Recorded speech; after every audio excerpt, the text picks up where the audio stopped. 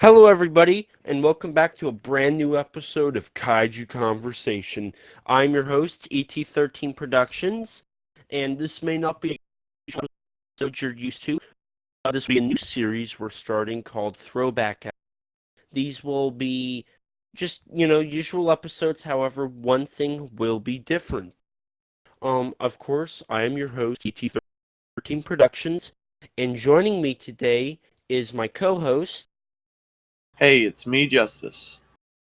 He's our co-host for these throwback episodes. How you doing today? I'm doing all right. That's good. If you couldn't tell or if you're new, Justice, our old co-host, has returned for throwback episodes, so this should be a lot of fun. So, for the month of October, we will be doing a little bit of a different programming than we're used to. Instead of doing sci-fi, we will be doing horror stuff, mainly horror topics, but we will also be branching off into sci-fi slightly. But due to the fact that this is October, the month that Halloween takes place, horror movies are popular now. They're being shown on TV. People are all talking about them. DVDs are selling. People are buying in DVDs, and it's Michael Dougherty's favorite month. So, yeah, great time to discuss horror, really. So, as you can tell by the title and basically what I'm saying here, our topic for today is horror movies.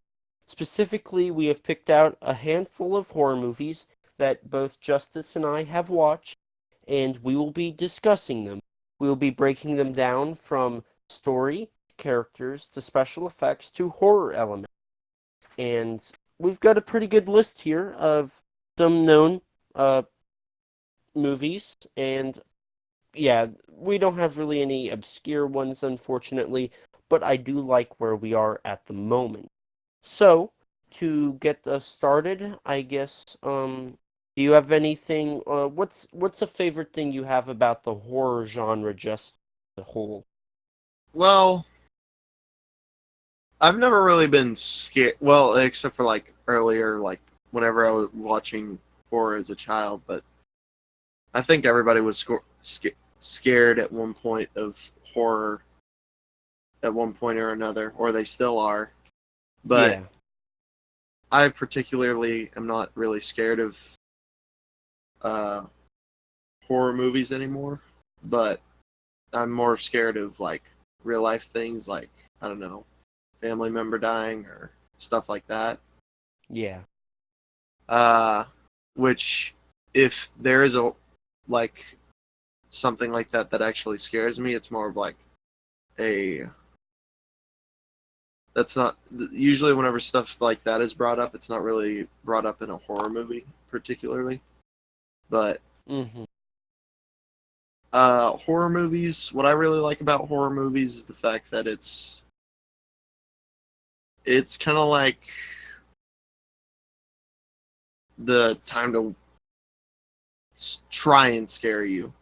It's mm-hmm, not like it doesn't have to scare you, but that like effort of trying to scare you is like what's so interesting about it. yeah, yeah, I agree with you. What, what was the first horror movie you can remember watching? Do you remember? General Uh, idea?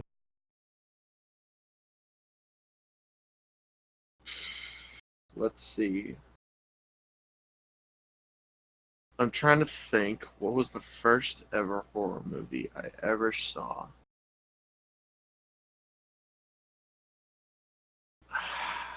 That's really hard. If you can't think of one, just list off a prime example of a horror movie that you think of when people talk about horror. A prime example of a horror movie I think of whenever I think of horror is The Thing or Alien. I gotcha. And one of those we'll actually be discussing today. But I guess, real quick, I'll just say what I think about horror, and then we'll jump right into movies. Actually, So, could I ask you a question really quick? yes, most definitely. What is the earliest known, like in terms of years, like horror movie you've seen. Okay, so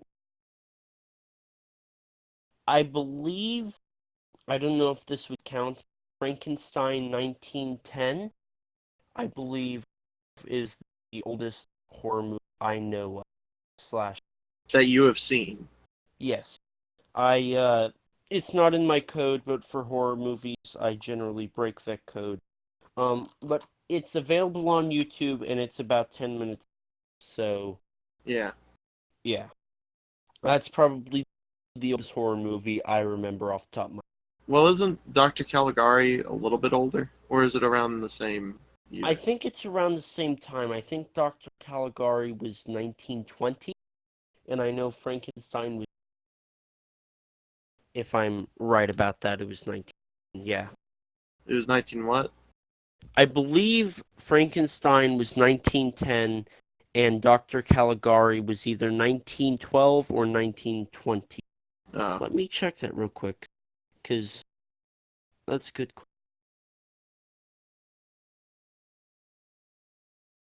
Because I Anyways, know.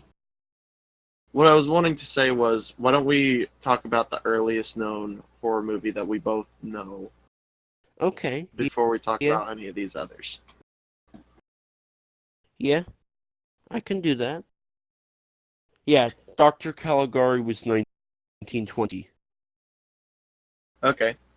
And I mean, Um. technically, if you really want to, we could do a audio commentary really quick over uh, 1910 Frankenstein, since it's only 10 minutes, really quick. We could. Real quick. One that I think that gets overlooked, but definitely is one very, very famous one, is Nosferatu. Yes, I agree with Uh, that. I haven't seen that yet, but I've seen big parts of it. yes. Okay.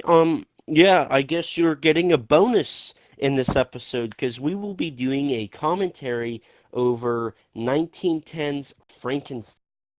Real quick, Thomas Edison actually had something to do with this film, if I remember right. Do you know about that, Justice? No, I did not. Hmm. And you can find this on YouTube, so if you want to follow us, if you're not watching us on YouTube, just look up Frankenstein 1910, not 1010 like I did, 1910. And then it should be the first thing, Frankenstein 1910 HD. It has a runtime of 13 minutes, 39 seconds. So I'm going to be ready. I'm ready Um, whenever you are. okay, I'm going to put it in full screen, and you can hit the play button in 3, 2, 1. So here we have at the beginning, it just says Frankenstein by Mary Shelley and trademark Thomas Edison. Uh, wait, yeah. Oh, yeah, Frankenstein leaves for college. Are we on the same time? Yes, we are. Okay. It's a shame how awful the film looks, though, because this is such a valuable film. Well, I mean, for its time, it's kind of like astonishing that it even exists. Yes. And I always found it funny. People believe Boris Karloff was the first Frankenstein. However, this is truly the original Frankenstein. Yes. And I imagine this is probably the most accurate to Mary Shelley's original concept. Would you agree with that, making it less of a monster and more of Well, whatever it was? yes. I have not read the novel myself, but I imagine that they probably did make it more accurate to the source material in this version. But then again, that's not really saying that much considering the fact that it's only 13 minutes.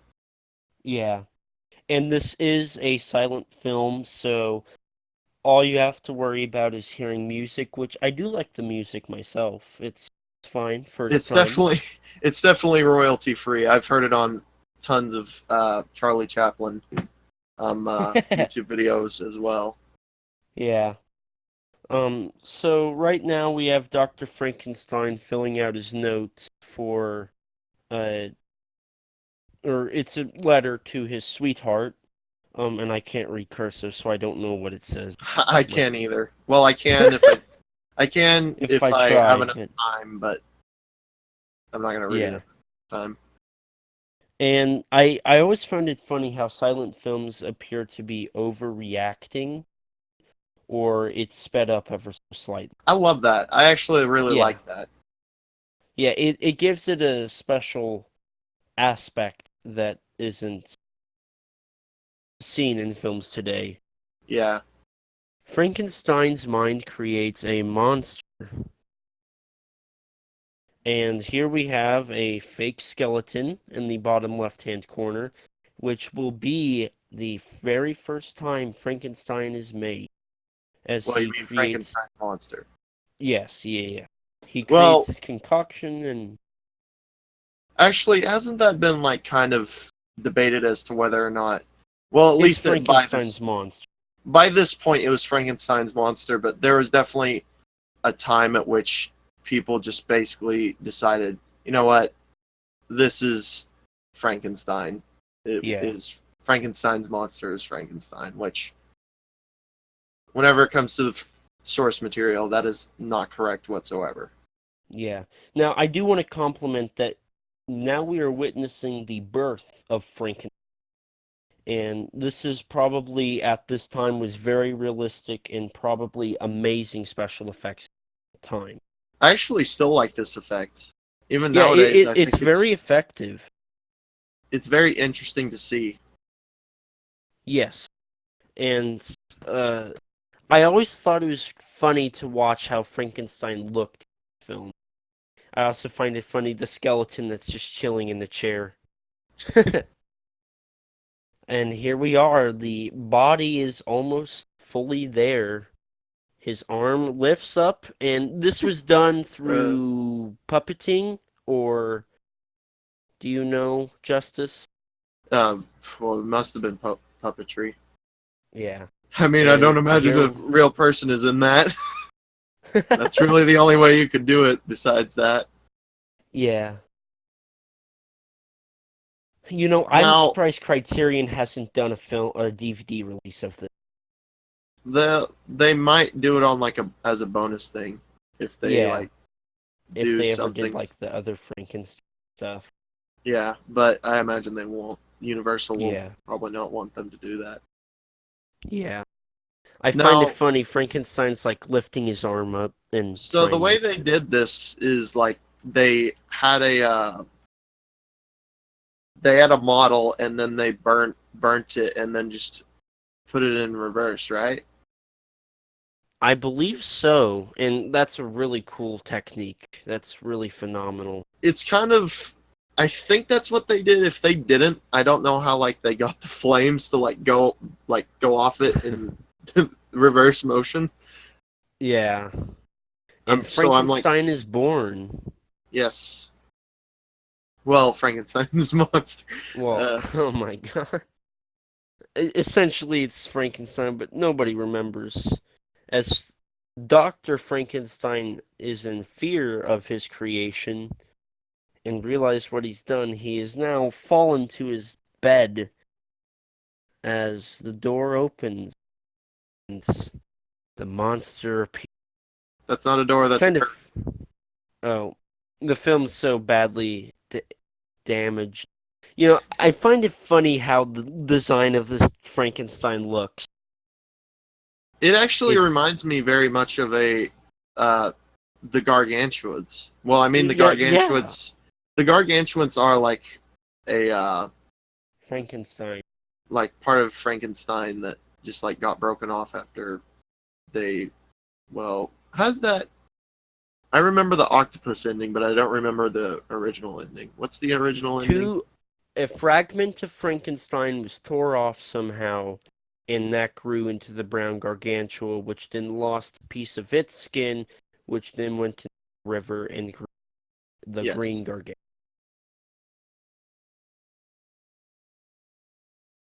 Which, in all You know, honesty, if this design is more accurate to the source material of the book, which I don't know if it is. Do you know if it is? I'm not sure myself, but I imagine it is because it was more humanistic than what Universal portrayed him as. Well, if that's the case, then if technically the Japanese Frankenstein looks more accurate to the source material than uh, the 1930s one. Yeah. You know, does the music remind you of like Thief of Baghdad or something? Because that's what it reminds me of, especially the cue that just happened. I have not seen Thief of Baghdad, or I have not seen it in a long time, and I do not remember anything about it. Hmm. Now, I find this scene very comedic. This one that's happening right now.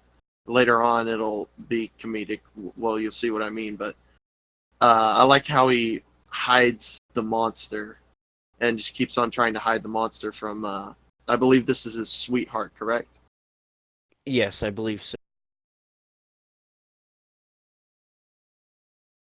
I also kind of find it funny how, like, half the screen, like, all the action's off the screen, and it takes a mirror for you to see what's going on. Yes, that is very funny.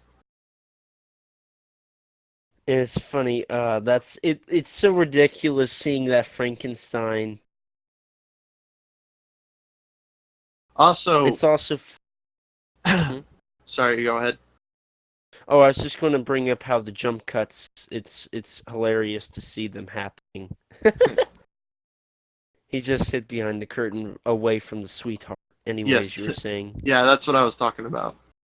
Um, ah, uh, the fingers on this version of Frankenstein, well, Frankenstein's monster, remind me very much of Nosferatu. yeah, yeah. Did he have finger extensions? What do you mean? Like, is that costume like, are the fingers Which one extended are you from the talking about? actor? Nosferatu or? Well, I mean, Frankenstein's monster. either one. This one, both of them are Both. definitely elongated. Yeah. And now the monster has finally seen his reflection for the first time, and he's storming off. On the bridal night, Frankenstein's better nature asserting itself.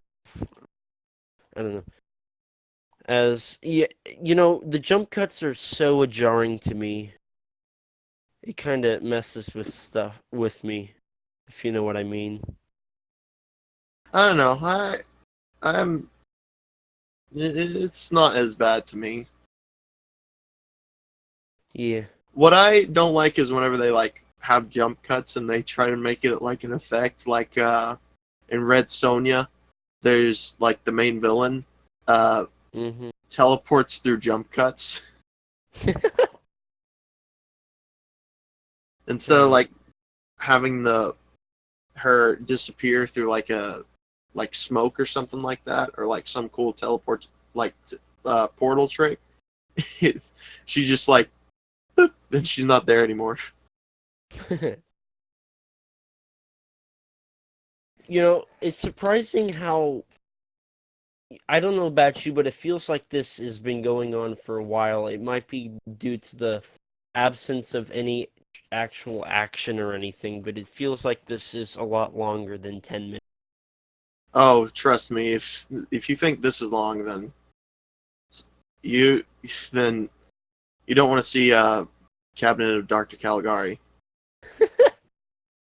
You know, I love I Cabinet of I'm not a Dr. huge Caligari, but it's not like the most riveting thing to ever watch. yeah. I'm not a fan of silent films. I respect them. I just there's something about them. I don't get the story, I guess. I love them. I love silent films, but I will admit they're not the most riveting thing to watch. And Frankenstein's monster just gets like a little bit of A temper trouble opening tantrum. up that door, even though he's supposed to be like super strong. Yeah, that's funny. Now, do you know if they took all these in one take, like each? jump. It was one take, and they didn't rehearse it really at all. Well, the thing was, you have to think about it. These were like more of Shakespearean trained actors because film hadn't really become a thing yet. Wait, what? Wait, what? Did he just make himself invisible? I have not seen this part of this movie. Wait, what?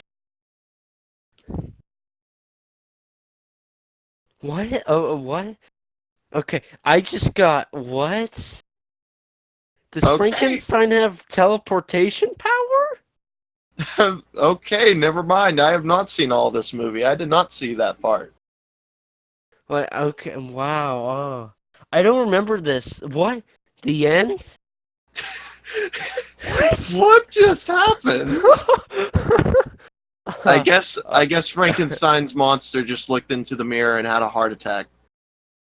yeah, March And then 18th, 1910. and then somehow whenever he had his heart attack, he got transposed into the mirror in his last moment of life. Okay. And his And body just disappeared. wait, what's the creature? See, here it's under the creature, Charles Ogle, and it was the same person that made the makeup design for it, so that's actually pretty cool. Produced in New York by Thomas A. Edison.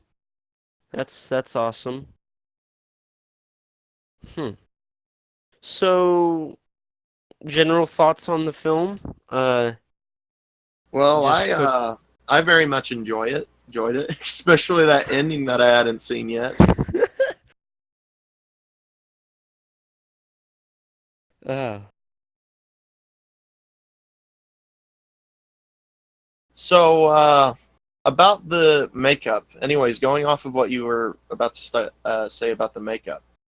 Um, so apparently that guy did it say that that guy did his own makeup? yes, yes. Much like Lon Chaney Jr. I believe so. Yeah. Huh, that's interesting. Mm-hmm. Was Lon Chaney Jr. a actor by this point? I don't believe he was. I don't. No, He wasn't until I like the don't. 20s, right? Yeah, I believe so. Lon Chaney was definitely active during this time because Phantom of the Opera was 1916? Yeah, Yeah. but So, yeah, that's closer to the 20s. I think Lon Chaney started in about 25. Yeah, which 'Cause if he was alive back then, he might have gotten that role. But then again, well, I mean, not alive, but if he was an actor around then, mhm. 'Cause wasn't he in his late 30s, early 40s when he did Wolfman? I don't remember. I think it was something like that. He looked older than I think the role should have been, but I think he did a great job. But yeah, he was probably born in the 20s, if not early 19. Yeah, I love Lon Chaney Jr. Lon Chaney Jr. is awesome. I love Yes, all the he's. silent era stuff, personally. ET, what do you think of the silent era? I respect it, because I without it we would not have film the way we do today. So it definitely deserves more respect than it gets. As a person looking at it from a narrative point of view, I don't think it's as effective, but also you also have to keep in mind that all they could put was music, and that was basically all you would have. You would have no audio. So telling a story is a lot more difficult when you cannot use audio. You have to show, not tell, which is something filmmakers nowadays I do not believe do as easily. Well, I mean, show don't tell is like a good, like it's a general rule of filmmaking. Yeah, but I mean, think about trying to think of a movie. Um, oh, perfect example. The Thing in 1981. If that didn't have audio, I don't think that movie would have been as good. good or the ending as impacting and mysterious as it was. Yep, I agree with that. I But think that I think that some film, like, if I think you could definitely do an experimental film nowadays though that's silent, yeah, kind of like and that's what are those? What is it called? Whenever you an homage film, yeah. but Ooh, if nowadays Quentin Tarantino is listening to this, which he probably isn't, you I need to can assure you he's do. not. You never know. You need to do a silent film and release it to theaters for like a limited run. That's actually ironic because I was going to bring up the fact that that actually works back around perfectly because of the fact that did you know that in the Hateful Eight, you know, like the opening theme to the Hateful Eight, the dan dan I have dan not dan seen it, dan so I'm dan. not Dan. sure. Anyways, that opening theme was inspired by the opening theme from The Thing, 1981. It was Perfect. See, it was perfect loop. 1981, right? 81 or 82. I believe it's 81, but I could be.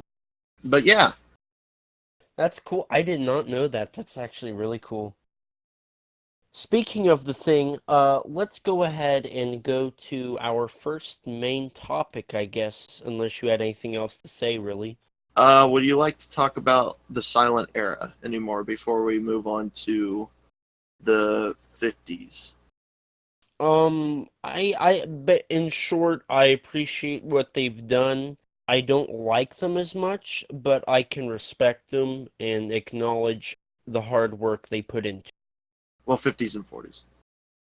Yeah, And I like the silent era just as much as any era, personally. understandable. And I can see why. I mean, it makes sense to me, at least, why you would like it.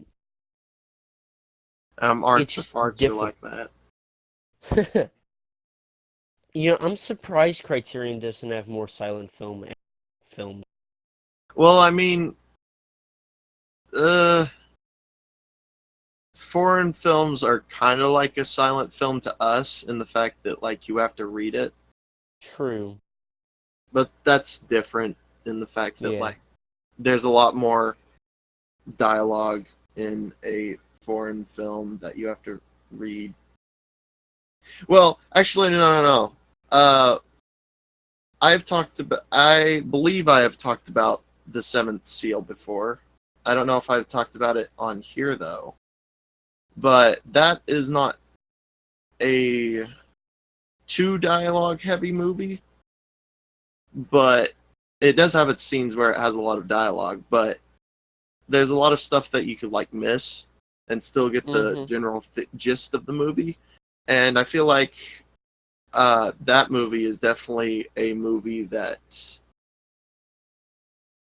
feels like you could take out the audio and put in like slides of text and get Yeah. the same gist out of it. Yeah. And I think that's a good note to end that on.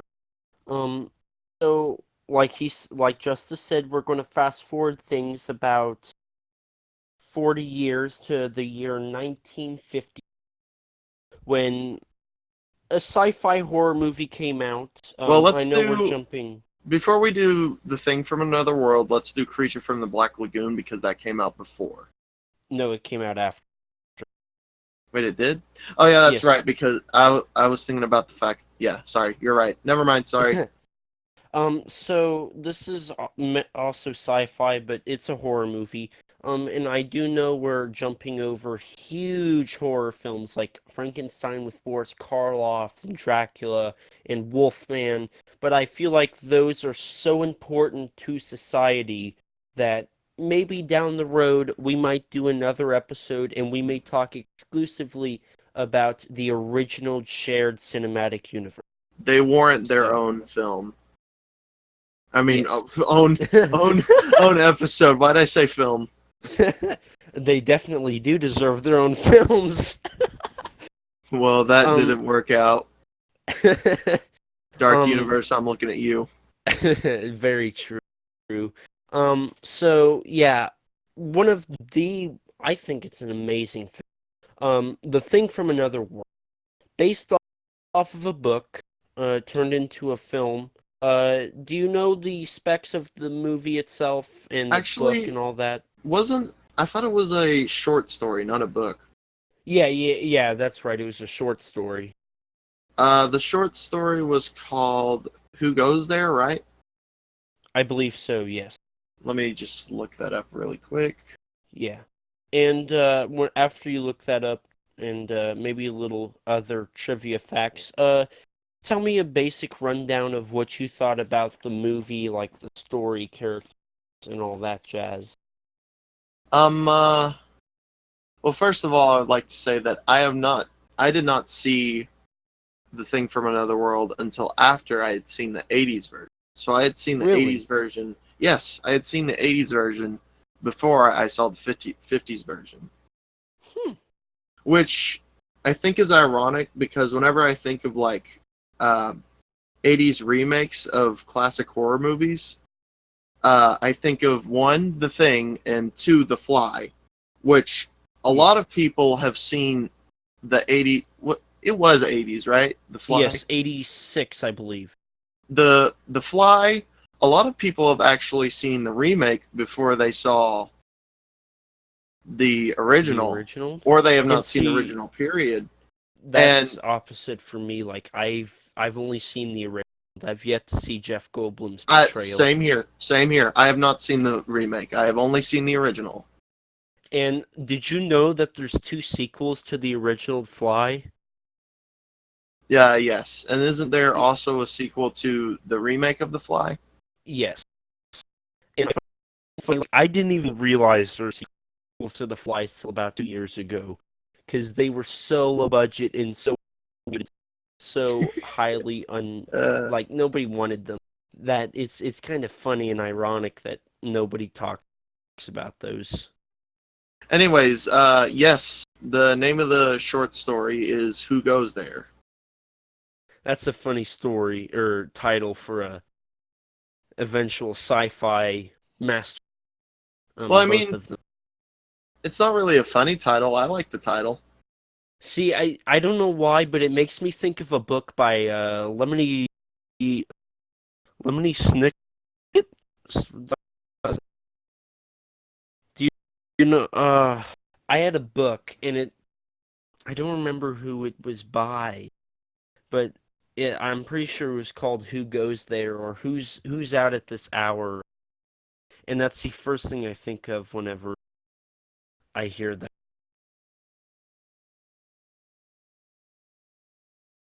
Um, Let me see.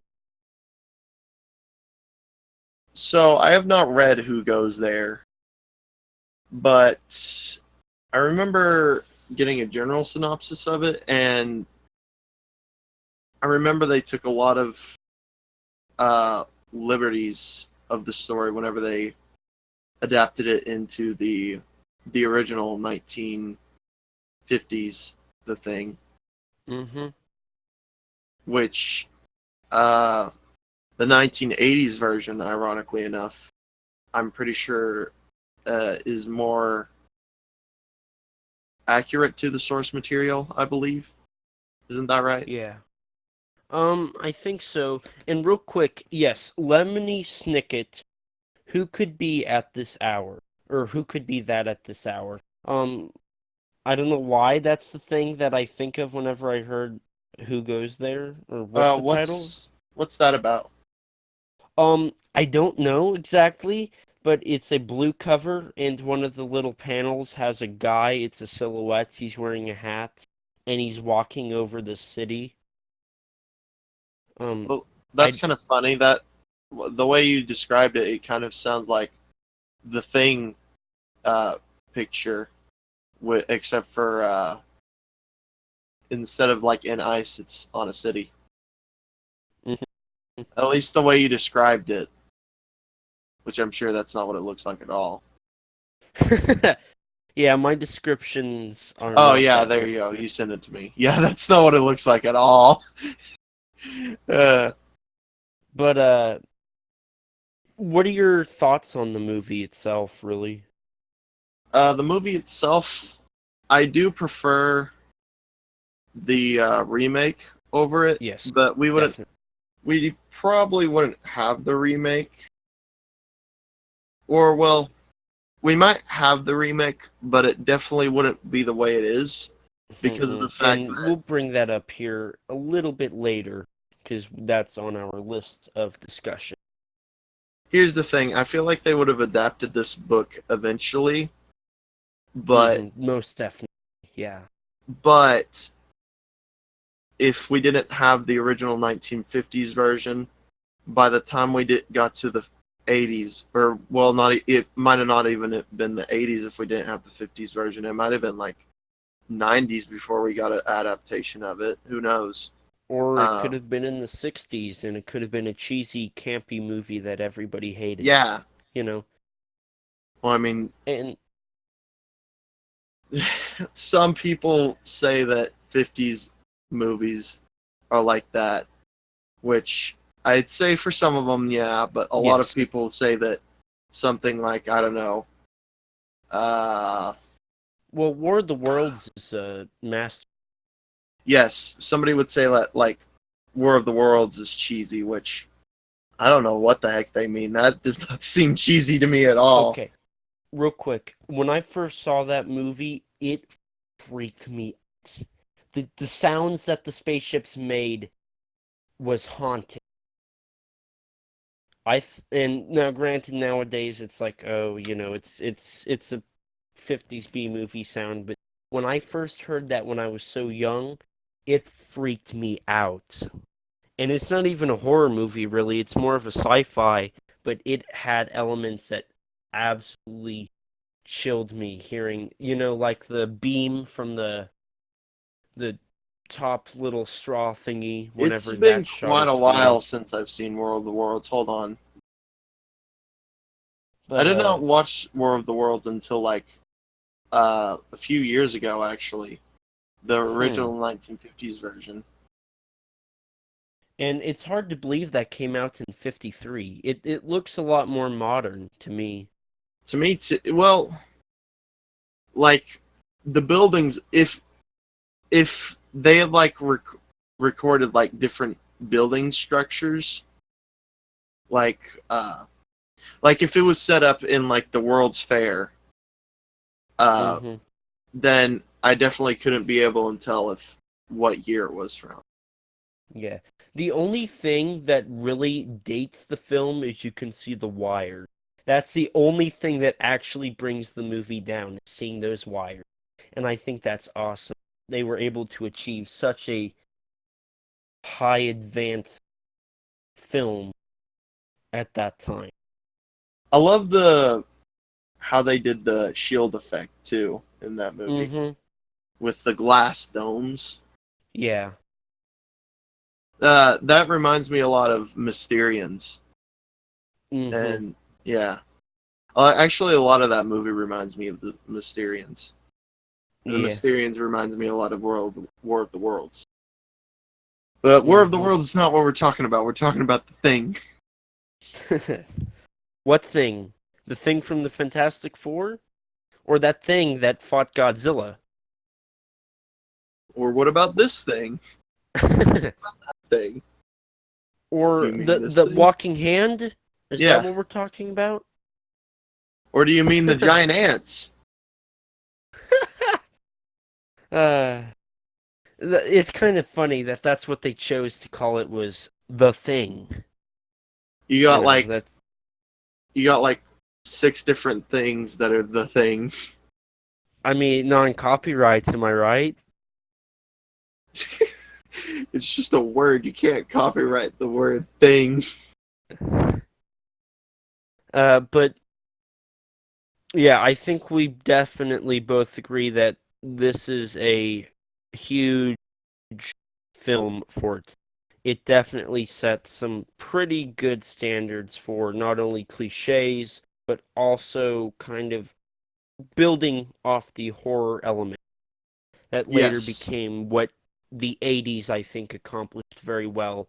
And I do want to bring up real quick how the mad scientist in The Thing is a polar opposite of the scientist seen in Godzilla. That was brought Yes. out by David Callett, I believe, in his commentary for Godzilla 1954, and it is very true. But definitely, this is a good film. And I honestly kind of feel like he bashes on that movie a little bit, but I feel like he bashes on that movie, but he doesn't. It makes it seem like he bashes on that movie, but he also, I feel like he's not like the type of guy that doesn't like that movie. Do you get what I mean? Yeah, I think he was just using it as reference He's a for. little bit harsh on the movie, Yeah. and he just didn't have time to say, "Oh, this I like this movie," but so and instead he just went for as compared to blah blah blah, Mm-hmm. which is not as good in my opinion. But generally, did you enjoy this film? Would you recommend it to other people? Oh, definitely. And And also, whenever I think of this film, I also think of Halloween. yeah, definitely, yeah. This film, it really was an inspiration to John Carpenter because he not Yes. only directed Halloween, but he directed The Thing. And I'm pretty sure in his commentary he brought up how The Thing was one of his most influential films. That and like Godzilla 54, also heavily influenced, and a couple of others. So, Hmm. definitely an important film. That's kind of weird to think that 54 inspired him, and by that point in time, wouldn't he have only seen the? It was King of the Monsters. I Yeah, I was about I to say I used 54 and King of the Monsters inter. I mean now with it's so 2019's weird to King of the think that that didn't come, like the official like original version didn't come out until 2012. Isn't that right? At least here in the uh states. 2004 was when it was first revealed to America. All right, I got a little bit close. Yeah. Essentially, a company got the distribution rights, and there was a rumor going around because it was the beginning of the internet, so people didn't say enough yet. But there was a rumor going around that there was quote unquote a director's cut of Godzilla 54, which turned out to be the original Japanese, and that movie did gangbusters uh, at the box office when it was It's America. just so weird to think that for so long The film people was didn't people unknown. didn't get to see like the original version of that movie. Yeah, it's kind of funny because now that's like one of the most easily accessible films, and it's more you're more likely to be able to find 54 nowadays than 50. It like flipped. Yeah, And but but anyways, we're not talking about Godzilla 1954. We're talking well, about the thing. speaking of 54, do you want to move on to Creature from the Black Lagoon? Yes, and I know why you said that. um, so real quick, this is the last of the Universal horror movie monsters to get a movie, at least from the original set. Well, didn't wasn't there a Phantom of the Opera Yes, but Universal? Phantom of the Opera came out way before Creature. No, I mean, but that wasn't Universal. That was a different company. Or wait, was it? Hold on. I'm pretty sure it was Universal because That Doc. made I know Doc. 19 the 19 tens version. Yeah,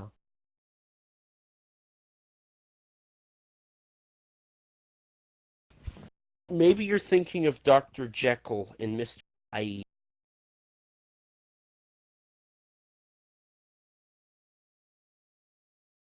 Oh wait, no, that was 1925. Ooh, oh, I'm a little off.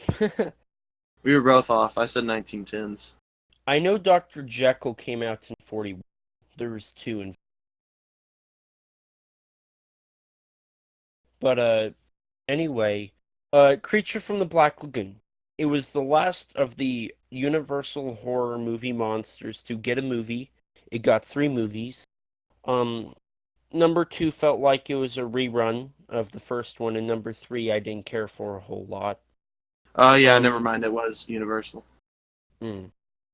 And then Creature the Gill Man, which is what he's called, appeared in The Monster Squad in 1985, which I love that movie. It's a great, fun, corny movie.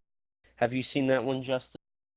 Yes, but really quick. Also, I was not talking about the original 1925 Phantom of the Opera. I know that there was a remake in the 1950s that was on a box set of. No, it was made in the 19. It was 1943. Never mind. Mm. Yeah. But I love so Monster Squad as well. yeah, Monster it's Squad is it's a awesome. fun movie. It's like Goonies with the Universal. Yeah. And then after that, of course, Gilman was on the Munsters as Uncle Gilbert. He appeared for 2 episodes and then appeared in, I believe, both TV movies that they had. I did not know that. Yes, and then after that, I haven't seen it, but there was a hand of the Gilman present in Tom Cruise's The Mummy. But due to the fact that movie bombed harder than anything, uh, I believe there's been a creature film in development since 2001, originally supposed to have Guillermo del Toro direct, which that fell through, and he eventually did Shape of Water, which is the closest he'll ever get to making it. Um, and whenever Dark Universe was announced, they announced a creature movie, which then got canceled. And Universal, you don't listen to us, but make a freaking remake of Creature from the Black Lagoon. I want to see it. Do it now. Don't make it a Do it universe. now. Yes, listen to Arnold. Just do it. It's a great classic film. You need to remake it. Mummy's got 50 billion remakes. Frankenstein's in public domain. You've got giant monster Frankenstein. Dracula. People are getting tired of Dracula. Dr. Jekyll is kind of stupid And anymore. technically, Same with anybody can Phantom. do Invisible Man because of the fact that like the Invisible Man is copyrighted, but not Invisible Man, Exactly. which is funny. And may I say that Toho has done uh, Invisible Man, Frankenstein, Oh yeah, that's Dracula, true. and the Mummy, Wait, they and did a Dracula? Wolfman. Yeah, it's not in the Godzilla universe, but they did a Lake of Dracula movie in the 70s. I didn't know about that. I knew about the Invisible Man one, but I didn't know about the Dracula one. And Yeah, and they did a technically Wolfman one? Godzilla versus Legendary Wolfman, Well, which that's not like should be out next. the Wolfman that you like Sure. normal sized Wolfman. Well, he started off normal size and grew to giant size, from Well, what I know. I know practically nothing about that movie. Besides the fact that um, if he's going to fight Godzilla, he has to be huge. yes. And of course, there. Have you seen Ultraman Justice? Uh, yeah. One of the creatures in Ultraman was based off of Creature. I don't remember which one, but it's very Oh, I know which one you're talking about. yeah. But I honestly feel like the creature is one of those like characters that's like so ingrained to in our society that like uh you can do a character that has like gills and stuff like that, and you don't even realize, oh wait, I kind of just uh ripped off. not ripped off, but got inspired by, not inspired by, but well, I guess inspired if you say uh unconsciously got inspired from the Gill Man to make this character. A la Shape of Water. Yeah. Well, no, that was clear. That was clearly conscious, a conscious effort. I'm True. thinking more of like there's this one monster from Spectre Man that looks very much like the Gill Man. Really? Hmm. Yeah, That is interesting. But anyway, back to the original. Again, another master of horror. It it's a little boring. I can see where people can say that, but I love it. It's perfect. And what's funny is my first run in with Creature from the Black Lagoon was actually I was reading a book about uh it was fish. I was reading a book about fish and they had brought up the Gilman. And after that I fell in love with Creature.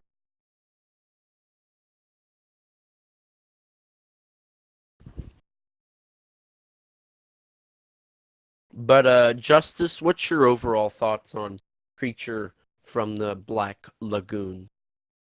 personally, um, the I go back and forth between which is my favorite of the Universal monsters, and I go back and forth between the Wolfman and uh, the Creature from the Black Lagoon, Yeah.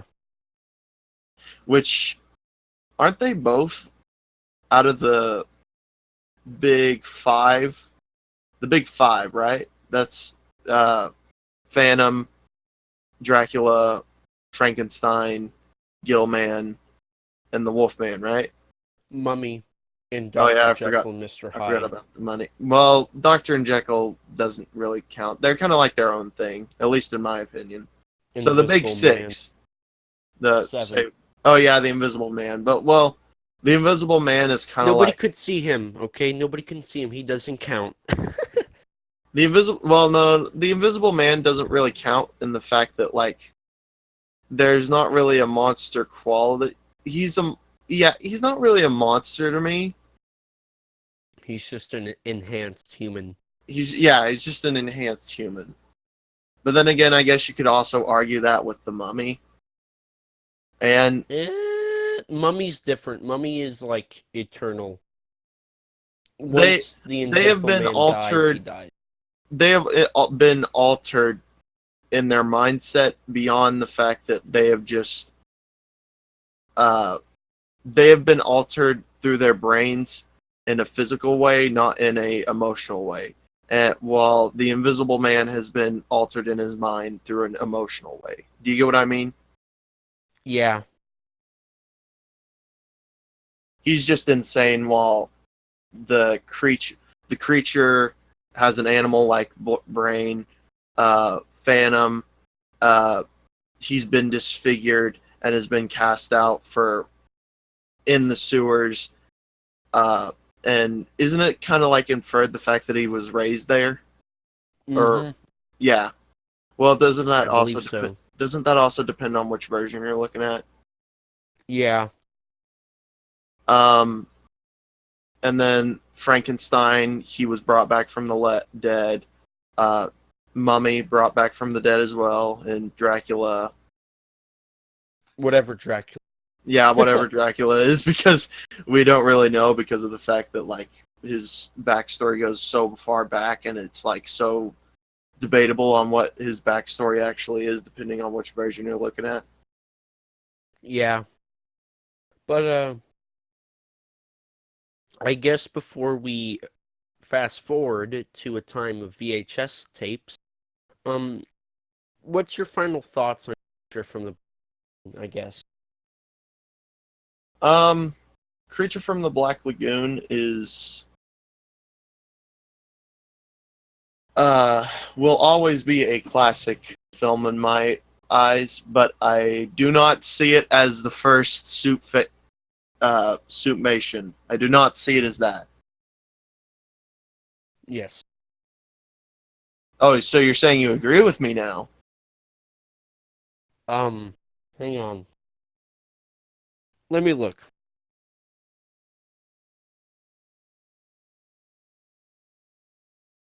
Yes. Wait, no. Technically, wouldn't the day the Earth stood still win?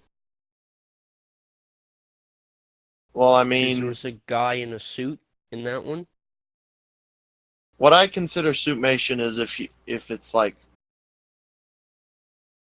forced perspective. Hmm. Because I mean, if you're gonna say it's just a guy in a rubber suit, then wouldn't technically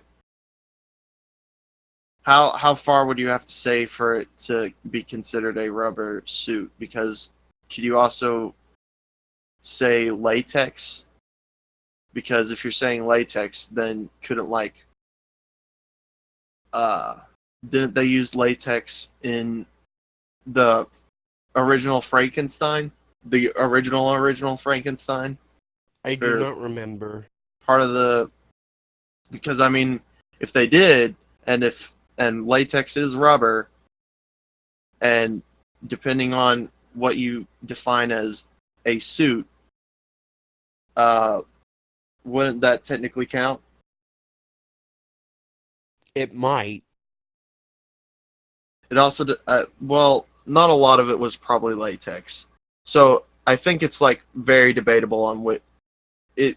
That's why I say you also have to include the force perspective because it. If you don't, then that just goes down a big rabbit hole.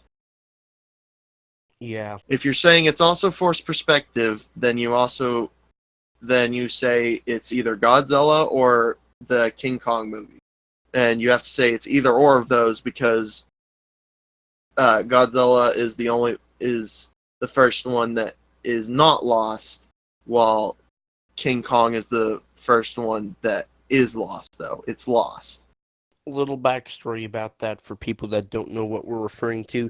In the late 30s, a company in Japan decided to make two King Kong knockoff films.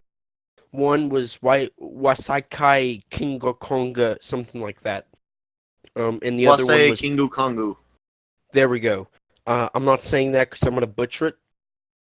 And the other one was King Kong Appears in Edo, where they used a guy in a rubber suit I thought as Wasei King Kingu Kong. Kongu was King Kong appears in Tokyo. Or wait, what? What was it again? Edo. Edo, but just translated. I don't believe so. I know there's There two was two separate. films. There was two Yes. films. Let's just boil it down to that and move Yeah. on. So now we're going to fast forward to a time that I personally love. A time where practical effects was huge. Makeup artists were growing. Dan Winston was around.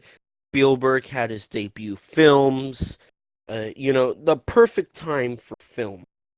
We are going to start off. Now, again, we are skipping over some classics, like 1978's Halloween. So again, we acknowledge those. It's just maybe those deserve their own, or maybe And we could plus do a bunch of another. 50s movies like uh, Beast from 20,000 Fathoms, them. Yeah, Wait, I just realized that I earlier said, "Are you talking about giant ants?" Thinking that them was actually called things, but things no, that's something completely different. And don't look up things. Trust me, don't look up things. Do not, unless you're gonna I'm look it gonna up look. on YouTube, in which case you're probably gonna find the Brandon Tindall episode on things. But do not watch things. Do not do it. I'm gonna watch things after. Don't watch things. No. So the film we're going to discuss from 1980, the classic Friday the 13th. Um, I'll be honest here, I'm not a fan of slasher film. Uh, never have been. Uh, my my personal view of horror is it should be mental and psychological and not really blood splattering across personally. But I thought the film was okay. Very low budget, but brought a lot of cliches. Um, and I find it interesting how the first Friday the 13th film didn't actually have Jason Voorhees as we know him. It was Jason's mother But Justice, what's your thoughts on Friday the 13th, 1980? Well, going back to that, I did not know that the first time I saw um uh, Friday the 13th, the original. I thought it was gonna be Jason, but I did too. yeah, But yeah, it's weird that they kind of scrapped. I don't think they ever intended to be a sequel. I think that's what happened. that's definitely what happened.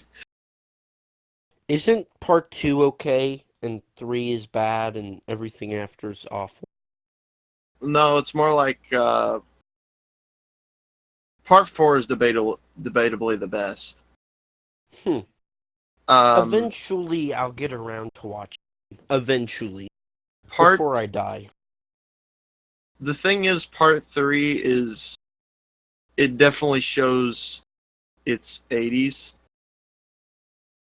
Definitely. Does he take Manhattan or something? No, that's not Takes Manhattan. Takes Manhattan isn't until Wait, that's a thing? or not Takes Manhattan. What's it called?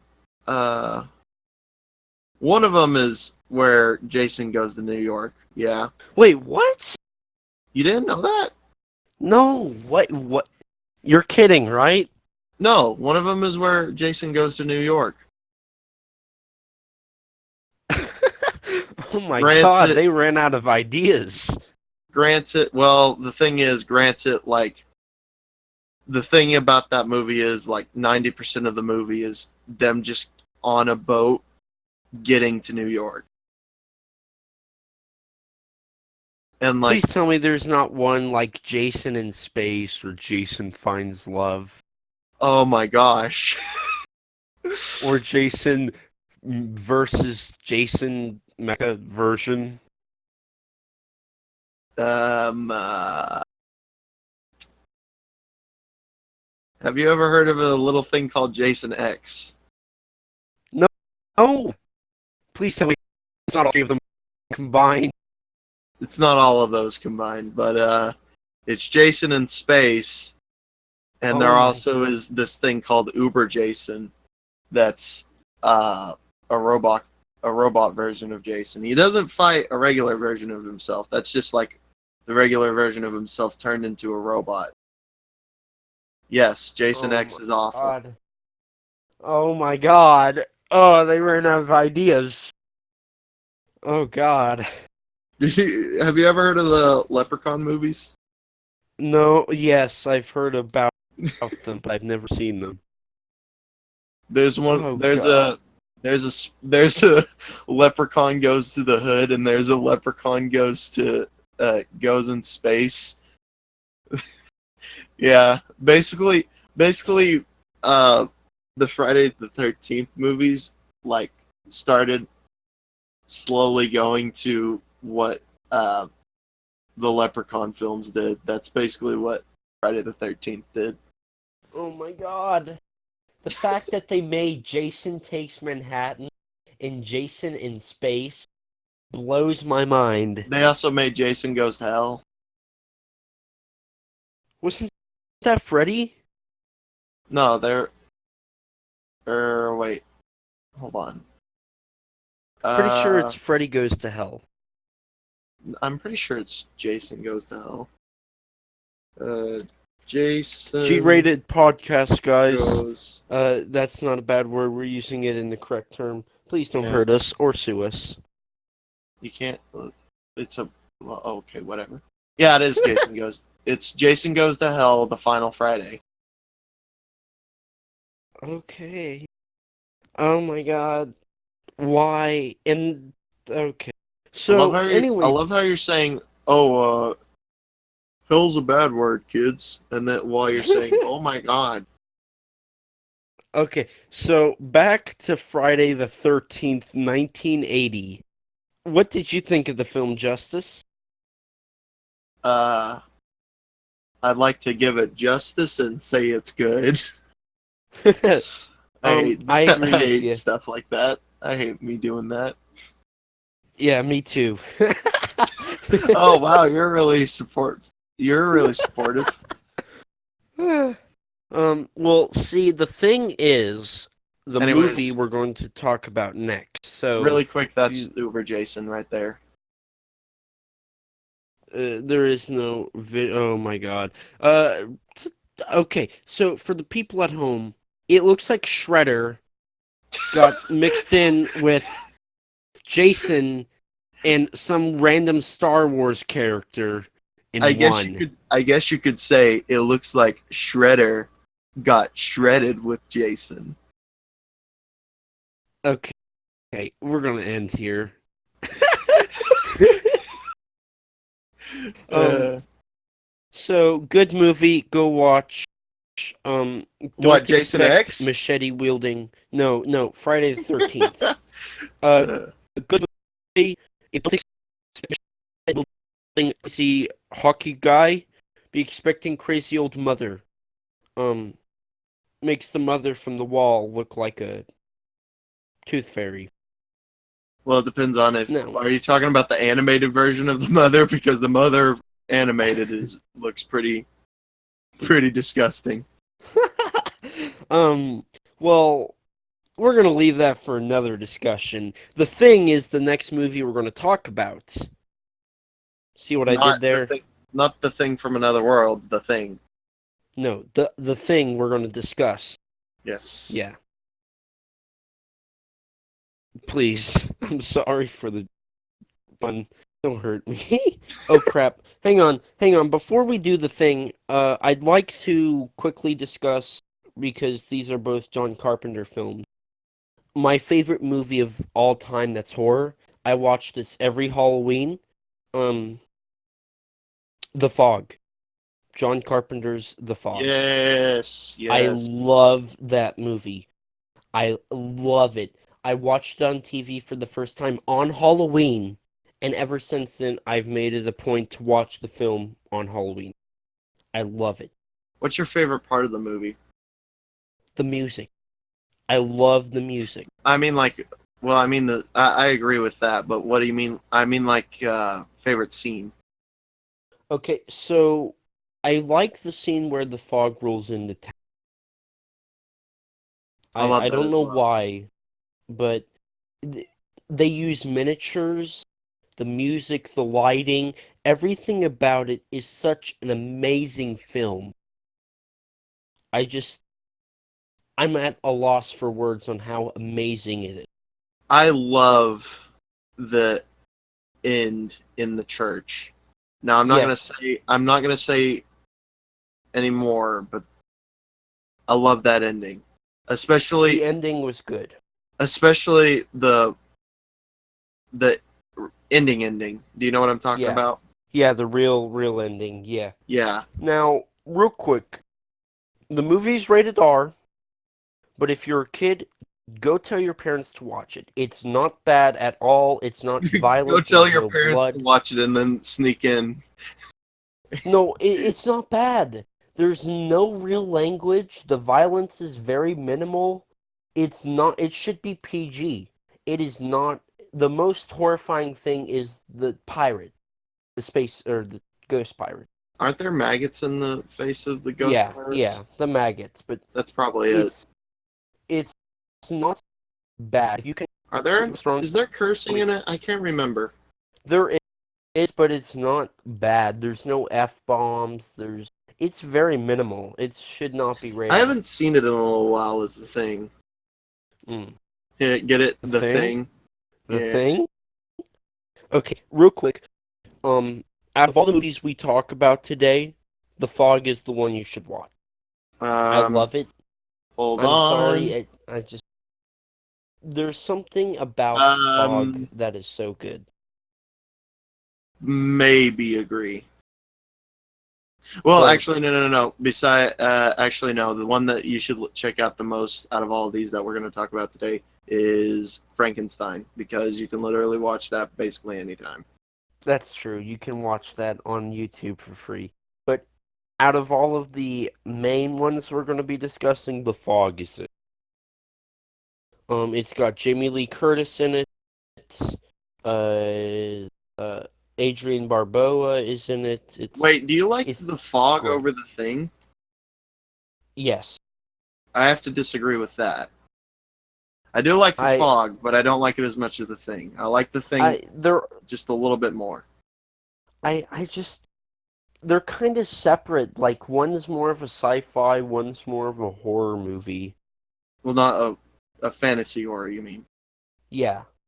Sci-fi horror and then fantasy horror. Okay, so basically, real quick, John Carpenter's king of horror movies, making them, making horror movies back in the day. Stephen King's the king of horror, but that's books, not movies. I can't Oh, that think of that any reminds time. me. Only a few days ago, I saw what's the name of the movie? John Carpenter movie, Stephen King movie, Car. Uh, Oh, wait, Car? yeah, Car. That was made by John Carpenter? Yeah, I'm pretty sure it is. Christine, yeah. Oh, Christine. Oh, I thought you meant Car. No, I'm talking about. I'm like I couldn't think of the name.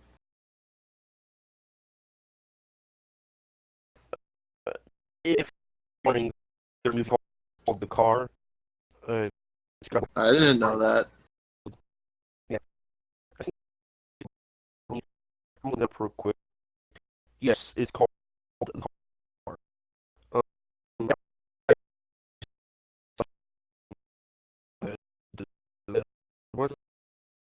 I just lost my train of thought. But yeah, it's small. 1970 TV films. So What, the but car? John Carpenter. Yeah, The Car. It's called The Car. Oh, I love I want to. Christine. Christine's a great movie, and I only watched it I like a little while ago. I've actually never seen Christine. Oh, Christine's great. I It has don't have this to really check that. cool. It has this really cool car repair effect, and I do not know how he did it. Legit. I know it's reverse motion, but like, for example, there's this mirror, like like a mirror on a car that it shows being undestroyed, and I don't really get how he did that because you don't like see anything in the shot that would have broke it in the first place for it to like been reversed back in reverse motion. Do you get what I mean? And like the frame coming out, well, actually that's even more impressive. Like how would they do that? Yeah, Well, I guess it could have been aluminum and they just sucked in the air out of it and made it crumble like that. But I don't know how hmm they did it with the mirror. I legit have no idea. interesting. But do you agree though that John Carpenter is the king of horror movies? Uh, I know Wes Craven is somebody else they would bring up, but I feel like he's made two films that are popular, Nightmare on Elm Street and then Last there's House on another the person Left. that I can't think of right now, but I think I'll say John Carpenter for now. But there was another person that that I can't think of right now that I remember is really good at horror movies too. If you think of it, just shout it out, even if I'm in the middle of talking. Okay. Um, so anyway, getting on to The Thing, it's a great movie. I loved it. Um, definitely great with practical effects. Would you Isn't agree it? with that? Yes, isn't it technically? George Romero Yeah, and yeah. Oh, he Alfred Hitch. did. Nope, Alfred Hitchcock. Alfred Hitchcock. That's You can't beat Psycho, though. Even though I haven't seen it, I acknowledge that that movie is a masterpiece. Uh, I'm thinking more of The Birds. Oh, that's true. I've seen The Birds. That is, Stephen but King was a director for Maximum Maximum Overdrive. Overdrive, but we don't talk about that. Okay, I like the movie, but I think that's because I like the music. No, I like Maximum Overdrive, but not like in a serious horror movie sort of way. Very true. Very true. I love when the ATM in that movie tells everybody "F you." Yeah, and uh, and The Cocaine. Guillermo del Toro, another That that's horror true. movie director, but not as good as John Carpenter. Just pitching out Yeah. ones that I googled, but definitely I would say George Romero and Alfred Hitchcock Didn't better. George Romero make Night of the Living Dead? I can't believe you're asking that question. I've never seen it. I've never seen Night of the Living Dead. How have you not seen it? It's in the public domain. I know, I know. I need to see it. I kind of want to get the Criterion one though, because Wait, there's a it's Criterion Criterion. version? I believe so. Isn't there like 50,000 versions of There's Night of the Living Dead? Yeah, it's because it's in public domain. Because do you want me to tell that? It's just a really quick story. So basically, there was this one point in time where to be able to have a copyright on a movie, you would have to put at the end of the movie. It was either at the end or the beginning, or it was both. You had to put Events are completely factual. you had to put copyright and then the year. But they forgot to do that whenever they were making the credits for Night of the Living Dead. So it wound up becoming public domain, Huh. and uh, that's why there are so many zombie movies, because of the fact that zombies are in the public domain. Because of that, Hmm. That's interesting. Think of how much the world would be different without Night of the Living Dead. agreed. Now, correct Well, me if I'm wrong, but the it thing was is, a a lot of people say, imagine if blah blah blah didn't exist. Then we wouldn't have blah blah blah. Which, yeah, we wouldn't have had it, at least not for another what, 5 years. yeah, Which the thing is, it would cause like a ripple in time, where, well, that didn't happen, so this didn't happen, so this didn't happen, so this didn't happen.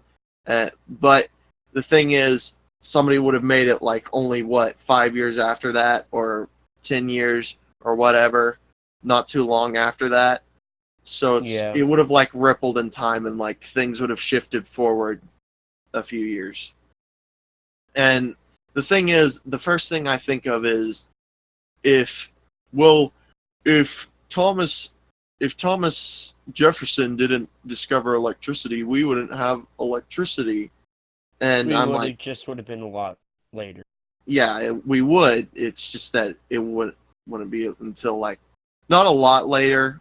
I feel like it would have been until like, probably, I don't know, maybe 5 years. Yeah, somebody else Hmm. would have discovered it, or he would have discovered it just later on. You get what I Yeah, mean? yeah. Now, correct me if I'm wrong, but the original Night of the Living Dead was a independent, like college, right? Yes, it was an independent film. Hmm. And I just looked it up. So there's 6 movies in this series that's not connected, but kind of is, but not really. No, the first. Well, also there's also Return of the Living Dead, which is kind of a sequel to Night of the Living Dead, and then Return of the Living Dead 2, which is a sequel to Return of the Living Dead. Return of the Living Dead is made by completely different people, but they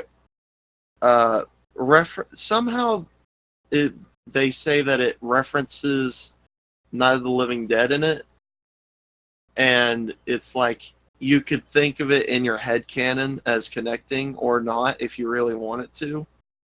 Yeah. It's like one of those things where since Night of the Living Dead is in public domain, it's really kind of like you can think whatever you want about what is canon and not. Yeah. I got you. Hmm. But But the things that are definitely canon are uh, the six John Carpenter or George Romero George Romero films. films, which is Night of the Living Dead, uh, Dawn of the Dead, Day of the Dead, and then what is the name of the other ones? Wasn't it Road of the Dead or Survival of the Dead or something? I looked it up. I don't remember I'm what I pretty sure just one of looked them up. was like Diary of the Dead or something like that. Yeah, I the need to see the original. Oh, definitely check out Dawn of the Dead and Day of the Dead. Dawn of the Dead and Day of the Dead are also really Shaun of the good. Dead? Shaun of the Dead is cool too. Real quick, and then we gotta get back onto the thing. Um, wasn't there a rights issue with Army of Darkness to Walking Dead or something? Ash versus Evil Dead or whatever? Uh, what? Army of Darkness, you know what I'm talking about, that movie? Yeah. Doesn't that have a sequel, but technically it can't be due to copyright laws? No. Let me. Are you talking about the TV show? No, the movie. Army of Darkness, also known as Bruce. Oh, are you talking about like the fact that it's like Evil Dead and then Evil Dead 2 and then Army of Darkness? Yeah, something like that.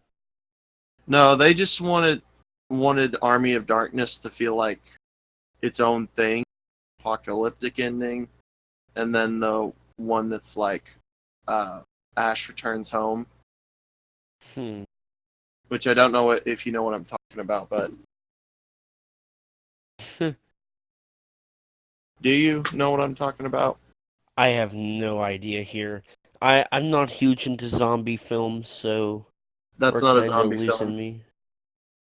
Oh, That's dark. a demon. Well, not even technically a demon. That's a possession film. There you go. Hmm. Interesting. Very interesting. But anyway, back on to the thing, I guess. Unless you had anything else you wanted to bring up. No, I'm good. Okay. So moving on, the thing. Great practical effects, right? Yes, great, Um, astonishing. what's what's your thoughts on the movie other than astonishing special effects? Um, I I really say like the it's better than the plot. original. I say it's better than the original as well, but it's kind of like comparing apples to oranges. Or Alien to Aliens. Yeah, yeah. Actually, that is a really good comparison. Alien to Aliens. Even though personally Aliens is way better. Uh, Personally.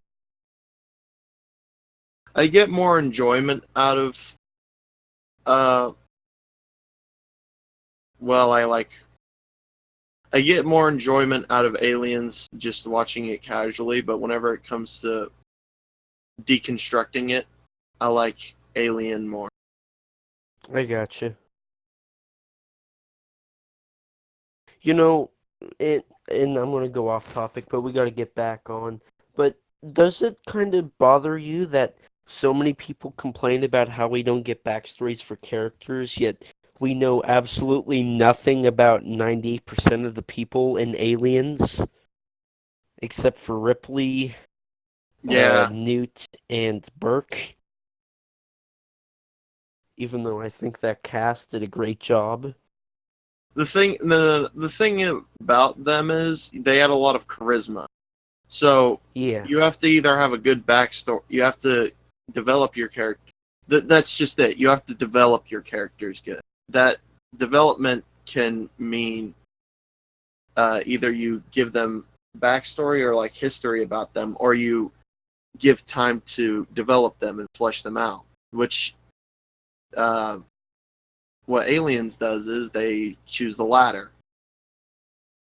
at least for most of the yeah. characters. But Besides, anyway, besides somebody like I don't know, uh, the girl in the cockpit of the ship, and the other guy that was another technician. Do you know what I'm talking about? Do you even know about? who was? Oh, yeah. Uh, Whenever they're coming back, in the like 5x5.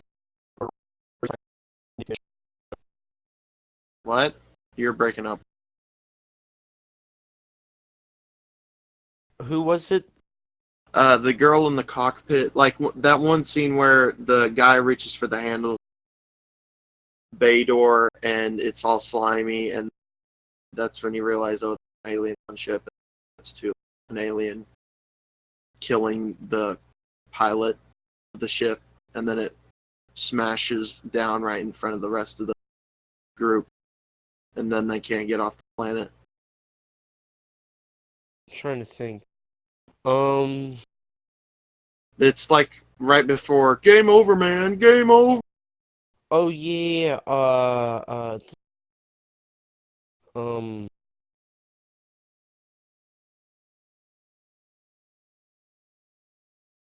Yeah, you do not know that. See, you don't know who I'm talking about. I think I know who it is, but oh yeah, yeah. The two pilots. Yeah, I that's know my one whole of them entire point. says in the Pike 5x5. I know her quote, but that's it. Yeah, those are like the least developed characters in the movie. But then again, you have like, what? You have Hicks. You have 10 That's all you characters. need is Hicks. You have 10 characters in that movie. Yeah. Anyway, on to the thing. As you were saying about what you thought about the movie. Um, I like the thing plot. I think the plot is very good, and I think the writing is good. Uh, I think all of it is good. Agreed. It's one of my And all-time favorite. especially, I love the ending of. I think that was a good end. Do you know the prevailing theory to the ending? That one of them is the thing. Yes, but do you know the prevailing theory as to which one of them? Is it Kurt Russell? No, it's the prevailing the prevail the Prevailing. prevailing theory is that what happens at the end is Kurt Russell beforehand. Uh, what the drink was that he handed. What's his name? What's the other guy's name? I don't remember. All I remember is Kurt Russell. The other guy was it was a Molotov, and he just took out the rag out of it, and he never used it, and he knew that the thing wouldn't have known that that was not liquor, so he drinks it, and he he would like spit it out if he was like he would like take a sip out of it and then like spit it out and be like, dude, what the heck? Why are you giving me gasoline to drink? But no, he doesn't do that. So he says, we'll sit here and wait, and waiting for like get the surprise jump on him and torch him up. And I know in the commentary they also brought up how the fact that you didn't know if they were going to live or not due to the fact they're in the Arctic in the middle of a snowstorm. And like they're gonna die of hypothermia before anybody can. Oh, Kurt Russell's. Both of them are definitely dead. That's sad. Yeah, that's just a given that they're both Also, real dead. quick, we are not going to talk about 2011's thing. First of all, I haven't seen it. Second of all, it sucks from what Um, I don't remember a lot about it, but I don't remember it sucking. I just remember it not being as good as the original. And I also heard, okay, now, this is one thing I have been confused about. Is 1951's thing connected at all to John Carpenter's? No, Okay. Now, isn't not at all. 2011 connected to John Carpenter? Yes, it is. Isn't it the prequel about the other station that... It's not really a prequel. It's like it happened kind of at the same time. You know that base that they go to, right? The one that they get is trash? the one that's trashed. Yeah, Yes. that base is the base that happens throughout the 11. 2011. And the reason why I say Okay. it kind of happens at the same time is because of the fact that in the 2011 version, by the time like they're out on the ice, okay, so the 2011 version, right before by the beginning of the first movie, they are at the end of the 2011 movie. Do you get what I mean? Okay, so it's kind of like how Iron Man 2 happens at the same time as Iron Man, or as Incredible Hulk, but the end of Iron Man 2 happened at the beginning of Thor. Yeah, I guess. Yeah. Okay. So is it needed to watch it, or can you just kind of Needed to watch what? The Thing 2011, or is that kind of just like, hey, if you want to, you can watch our movie that totally takes place in the same universe? Oh no. If they were going to make another movie, it's debatable as they're actually no, and I'm not going to consider that because they're definitely not going to make another Hmm. after the success of the 2011 I thought it flopped. absence of success. That's Yeah. the whole entire point. Okay. Um, anyway, back onto 82's thing, or 81's thing, or whatever. Um, good movie. Go watch it. Agreed? Uh, Go watch 1981 thing Yes. right now. Do it. I would say it's the best out of all three of them. Agreed. But then again, you haven't seen 20. True. So I don't know what I'm saying, but I kind of do. What do you think about Anyway, out of all four of them? Whenever I'm four. talking about, also who goes there? Oh. Still John Carpenter's. Yeah. Well, then again, Um, neither of us have read that, so. True. So to wrap up the sweet sound of the 80s or horror movies, here is a smaller scale one that I watched on Hulu one evening and Justus has seen. Reanimator, based off of an H.P. Lovecraft story, if I recall. Oh yeah, it is. Um, But isn't it one of those things where it's like, it's loose. so loosely based that it's basically its own thing? Yeah. Kind of But like the original Thing. yes, yes. But Justice, what do you think about it? It's awesome, and well, except for one scene I'm thinking of in particular. Um, and I really like the that's a homage to Psycho. Bernard Herrmann's Psycho theme. Yeah. Um, I don't like the movie. Uh, I like the concept, but and kids at home, you may want to skip ahead of about a minute or so. Um, in the movie, there is a scene where they remove the clothing off of a teenage female, and a guy with his head off of his spine proceeds to lick the female. Um, I'm not going to specify where, but it is personally I find it disturbing and kind of disgusting. So Yeah, that kind that's the of part. ruined the That's the movie. part. That's the part that I'm talking about. Besides that part, I think it's a solid. Yeah. It's also very bloody for its I felt like, but then again, I haven't seen a lot of slasher films, so No, it's pretty bloody for its time. mm, good. So I'm not just being judgmental. Whenever they chop the head off with the shovel, that kind of, No, you know, I'm thinking more of like whenever he puts the head on. What is it that he puts? A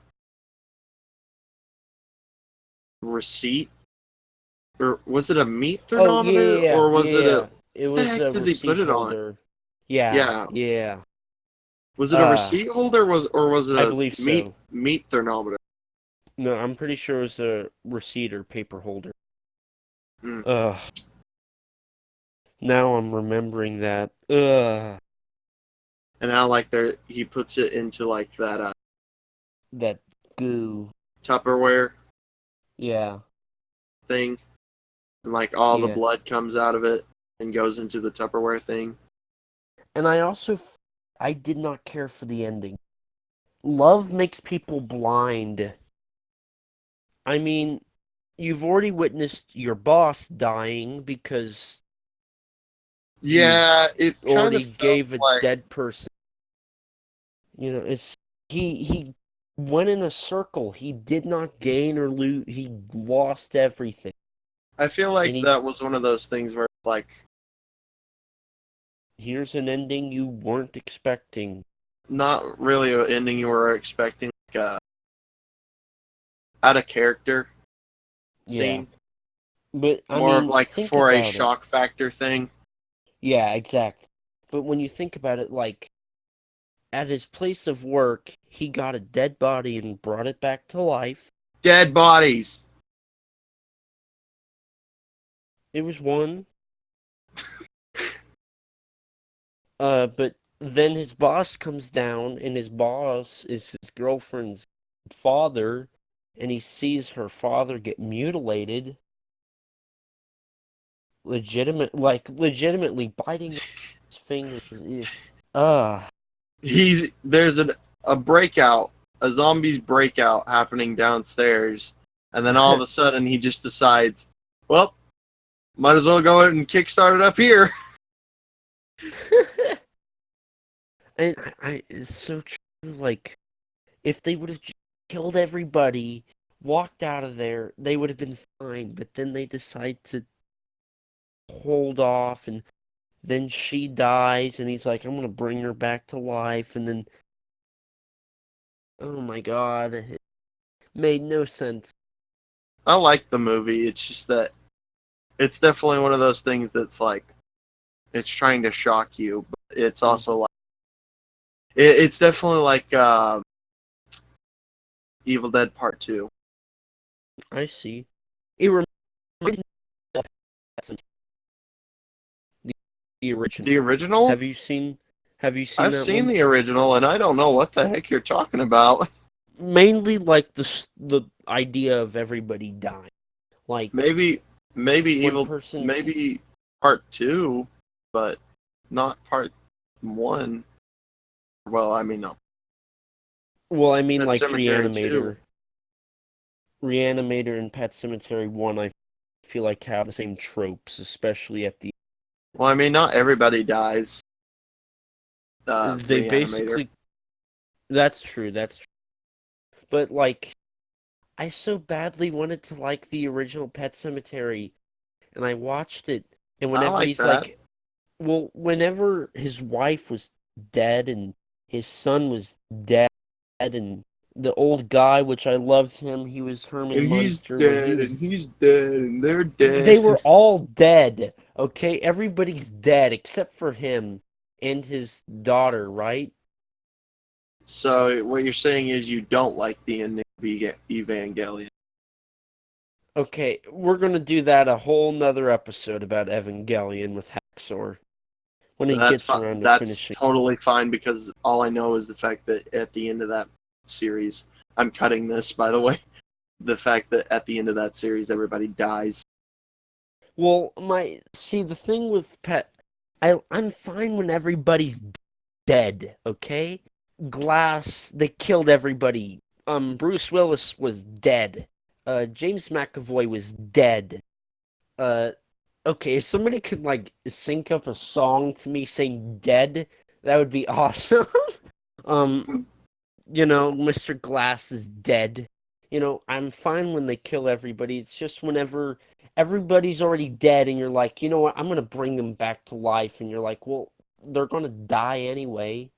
You know, it's kind of useless to try and bring somebody back when you already know that they're gonna be dead and you're gonna die and everybody's dead. Dead, dead, dead, dead, dead, dead, dead, dead, dead, dead. Oh, what's one thing that all these films have in common? Dead. People are dead. Um, so any more last things about Reanimator or just we're good there? Mm, yeah, I think we're good. Well, let's go ahead and move on to the 90s, starting with the miniseries It. 3 hours long. Well, actually, wait. Um, Does anybody die in uh It 2017? yes. The bully's partner, I think. Oh, and Georgie, uh, Oh yeah, George, Georgie does George, die. Georgie. Hey, Yeah, I forgot about Georgie, that. do you want a And plus, I guess balloon? those kids were dead? Question Yeah, mark. people die. Okay, everybody's Well, dead. then again, they weren't shown to be killed. They were killed off screen, way off True, screen, like 50 years but ago. yeah. But what's your thoughts on the miniseries? The miniseries, I don't mind it. I like Jim Curry as it. I don't really care for it. I like it as a comedy, but I don't like it as a serious film. I got you there. Yeah. Well, I mean, I haven't. or miniseries. I'm going. Never mind. But I don't really know what to talk about it because we're going to be talking about 2017's It here really shortly. Do you have anything you want to say about 90s It? Tim Curry was amazing. Yes, perfect. Tim Curry was amazing. I love him in Clue. And what was that other movie he was in? Uh, Oh, Rocky Horror Picture Show. I haven't oh, seen and that yet. I haven't seen that yet either. And uh,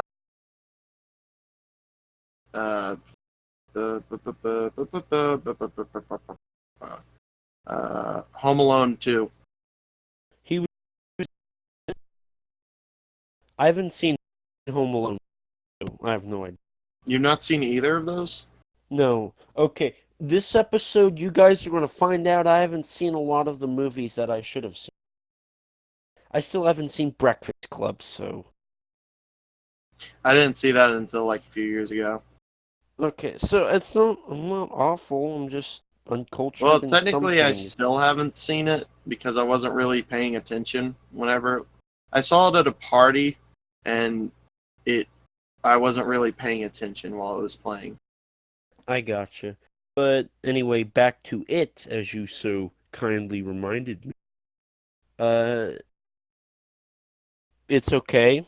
It's fine. It's weird in how it tells its story, but I don't really like it. yeah, it's not very cohesive. It's one of They those just did things what they where had to. y- most people are like in the middle about it, and some lean slightly more towards bad or slightly more towards good. And I'm one of the people that likes to lean slightly more towards bad, Yeah, except for Tim but Curry. Tim Curry's great in it. agreed. That's the only thing I can say that I thoroughly enjoyed. Also, the guy that played Richie. Oh, yeah, I think I know what you're talking about. Yeah. Yeah, I liked him, but other than that, everything else was middle of Anyway, the road. yeah. Moving Um, on. moving on to 1992's Scream. Wes Craven, I believe, also made that one. So Yes, Wes Craven made that. I found it funny. Uh, Why'd you it's find it funny? it's supposed to be a comedy. What do you mean it's a comedy? It's clearly a comedy. No, Ghostface it's is not. clear.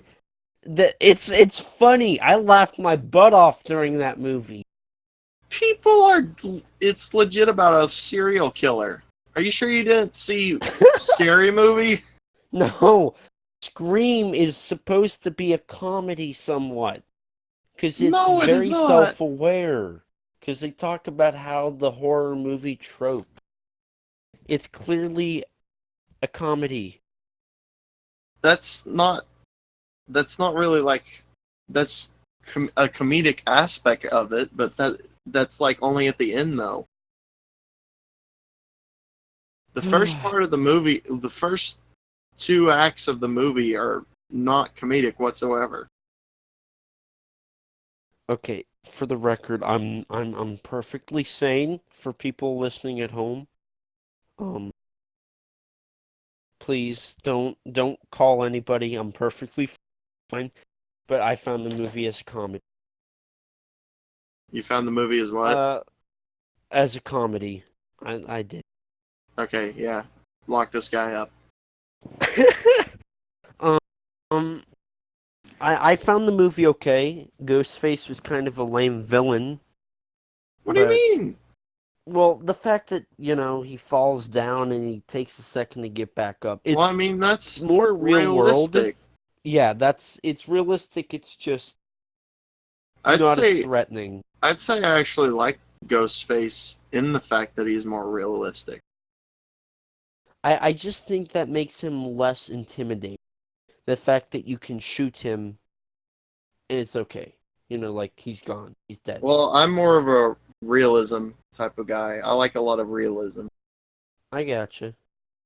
And it's not bad. It's just it kind of feels awkward.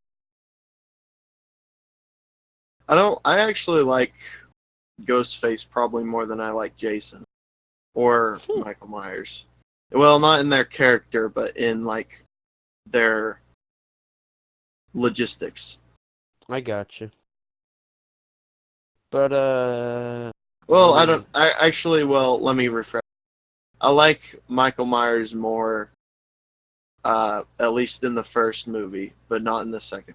Because in the second movie, that then that's whenever it becomes like, ridiculous. yeah, well, not ridiculous. Well, more like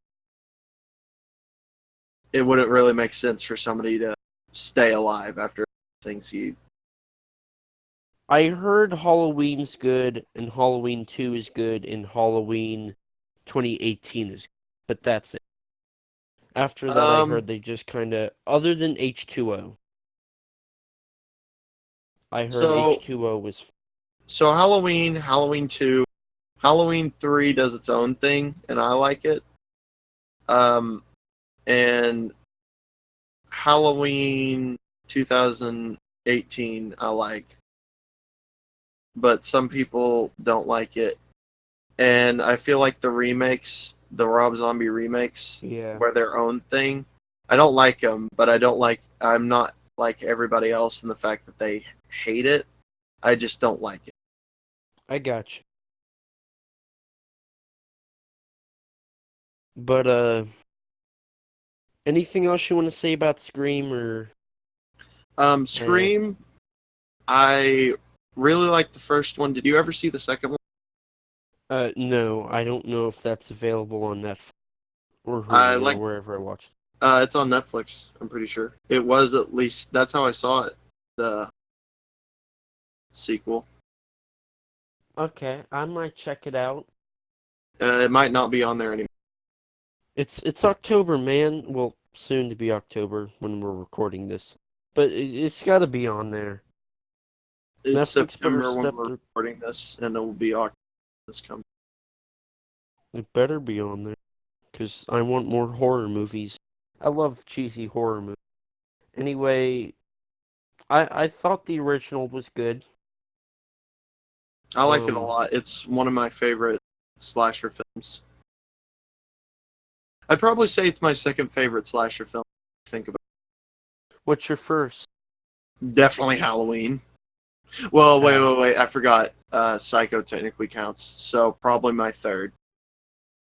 I got you. Scream is Hmm. probably my third. Hmm. Well, I guess we can go ahead and jump into the modern day. Um, The so Millennium you, Era.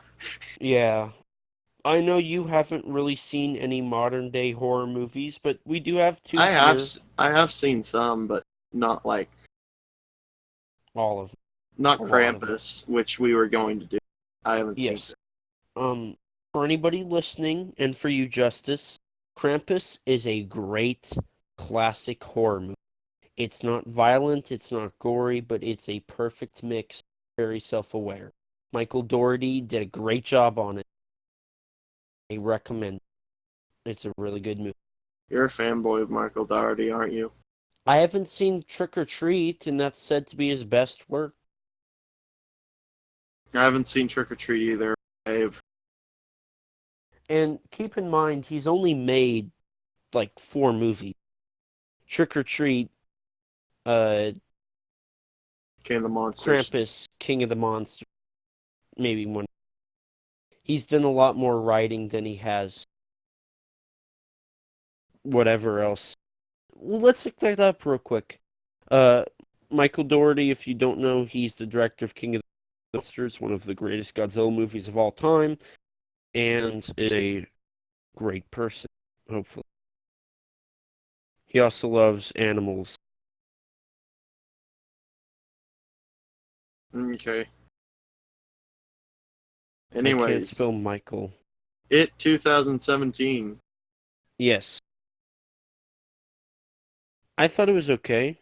I mean, did you?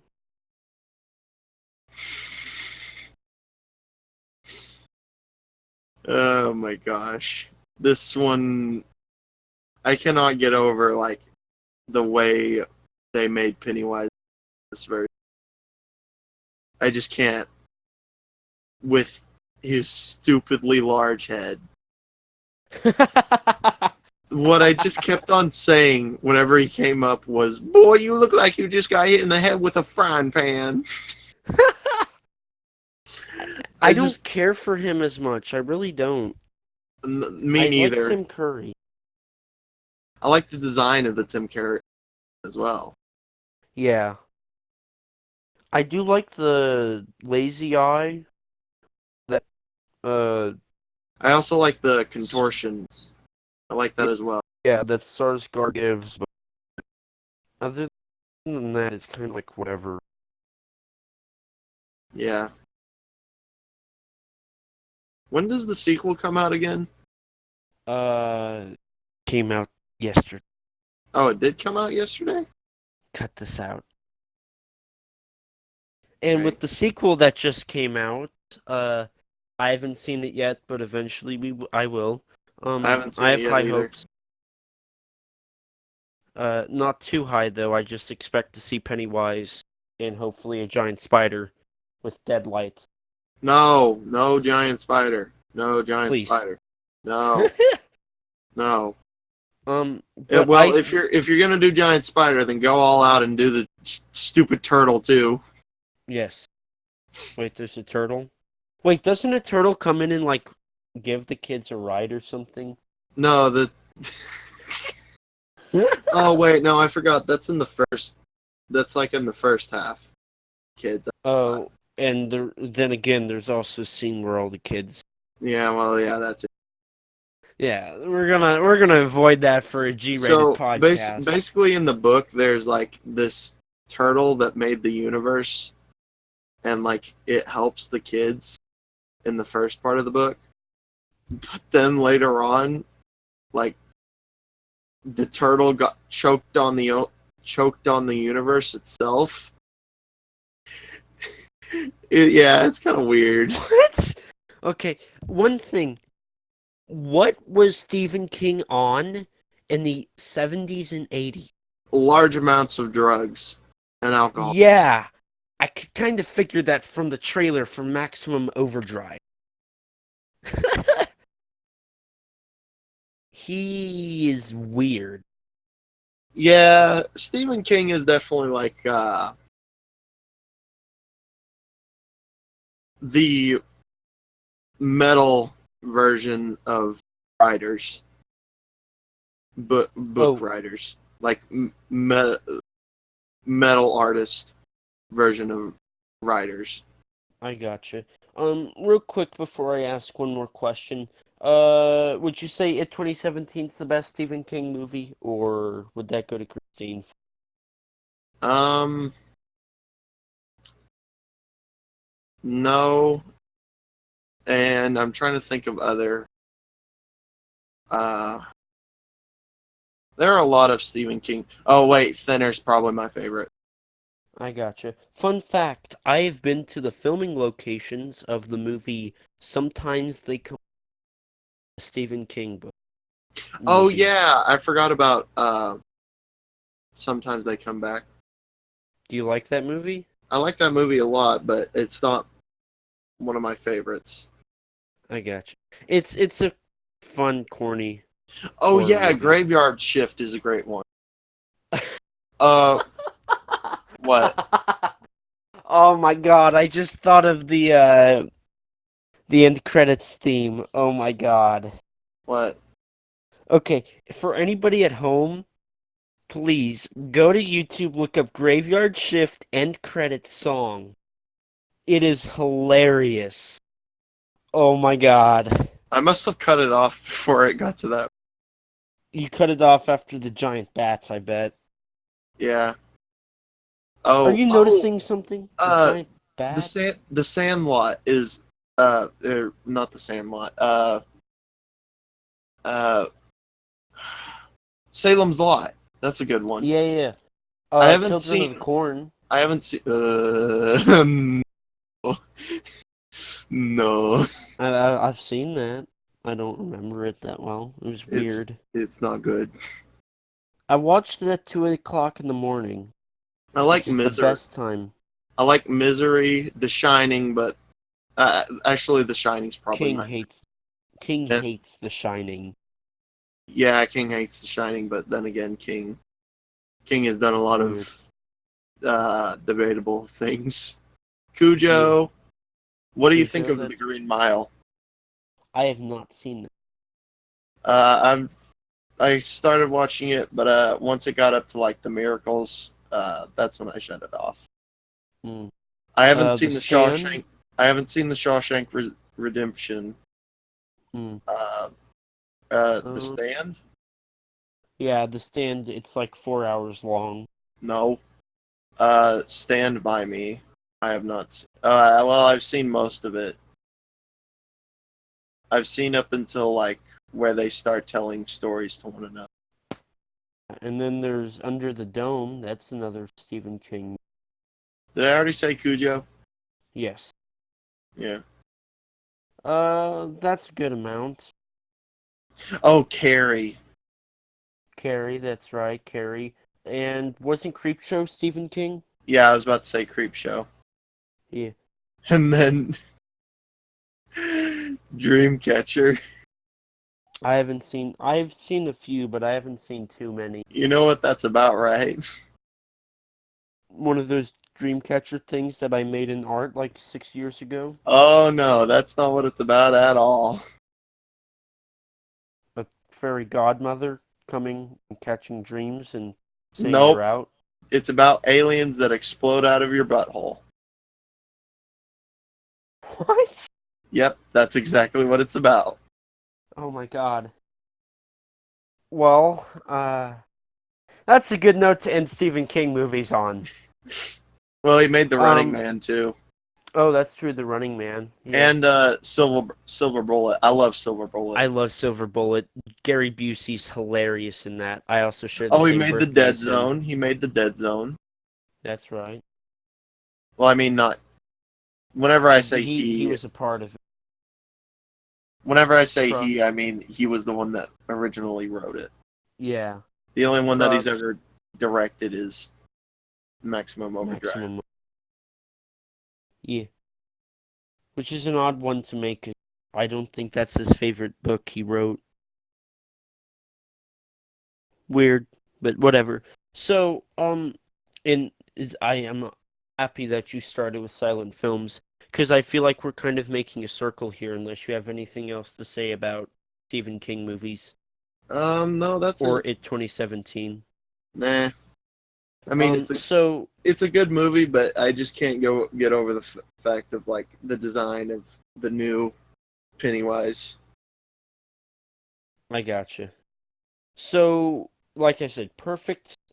Talking about silent films and how modern day films aren't the greatest with silent films, but some can pull it off. It's a great, great ending here.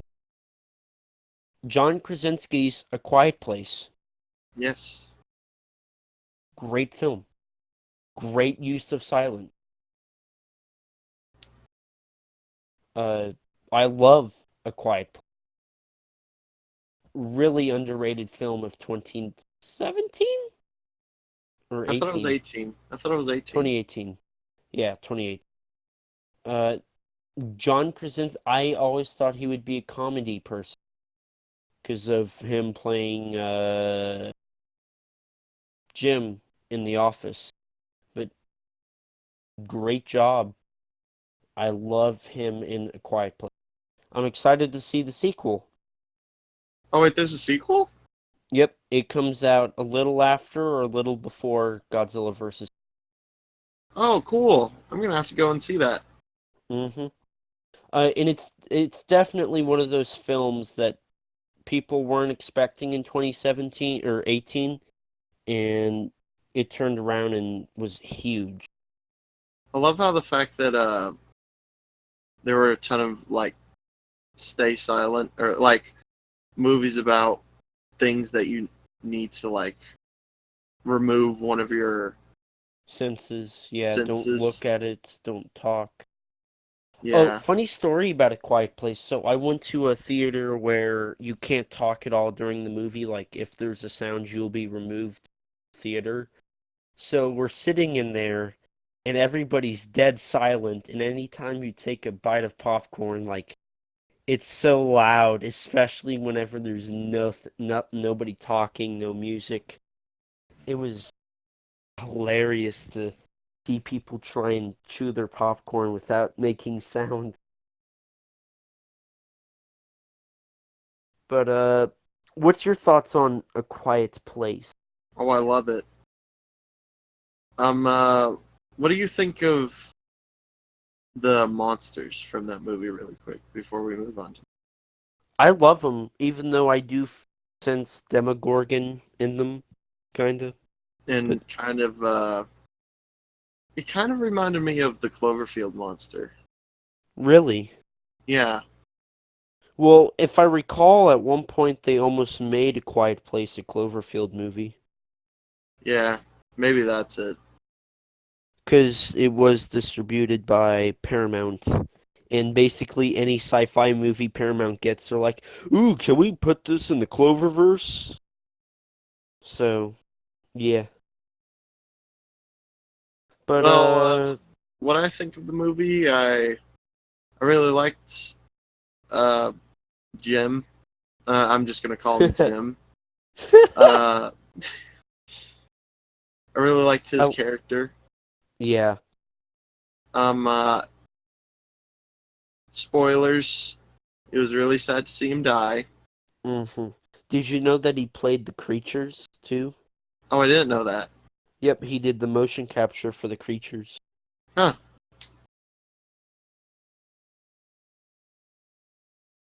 That's cool But to hear. yeah, Um, motion uh, capture is really. yeah, I really like the effects in it. Well, I didn't really like the effects, but I think they were serviceable. hmm Um, I think it was a pretty well-rounded horror movie. Agreed. But that great. We just made a loop. We went from silent films to movies with sound, and now we're back to a quiet place with no sound. So I feel like that's a good point to end it on with going back to silent films and how they've impacted us as a group. Now before we do all of our linking and crap, we did get a review late recently, so as promised, we will read it off. This is from Godzilla Fan 2019. This was a review left on iTunes. He rated us 5 stars. Title: I love D-Man 1954 as a special guest. Me too. This is a great podcast. My favorite episode is the D-Man 1954 episode. I love Kaiju podcasts, and I love D-Man. So check this podcast out and check out D-Man 1954's channel. D-Man, if you're listening, you just got linked again. So thank you so much for being on. But thank you, Godzilla Fan 2019, for that amazing review. Um, like I said, I've been saying, rate us on iTunes. It helps us with our boosts, or it boosts our ratings. You know, gets people to watch us more because it recommends us.